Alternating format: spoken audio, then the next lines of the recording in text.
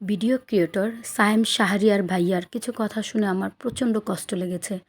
আসলে দেখেন, তিনি এত সুন্দর সুন্দর ভিডিও ক্রিয়েট করে, অথচ তার বন্ধুবান্ধব শেয়ার করে না।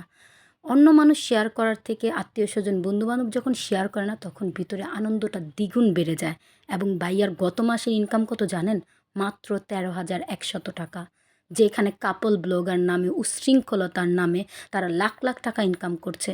আর শাহরিয়ার ভাইয়ার মতো লোক এত কম, অথচ তাতেই তিনি আলহামদুলিল্লাহ। ইভেন তিনি একটা খুব সুন্দর নিজের হৃদয় থেকে বলেছে যে কাপল ব্লগার নামে যে উচ্ছৃঙ্খলতা এই রমজান মাসে অন্ততপক্ষে বন্ধ রাখুন। তাহলে সে যেই টাকাটা পেয়েছে তার সর্বোচ্চটুকু দিয়ে দিবে। আর তাতেও যদি না পোষায়, তিনি তার যা সামগ্রী আছে বিক্রি করে দিবে, অথবা বিদেশ থেকে এনে দিবে। বুঝেন আত্মাটা কত বড়। আসলে ভাইয়া বলেছে মতামত জানাতে। ভাইয়া, আমি আপনার এই উদ্যোগের সাথে একমত। খুব ভালো একটা উদ্যোগ। আলহামদুলিল্লাহ ভাইয়া, আমরা সাথে আছি।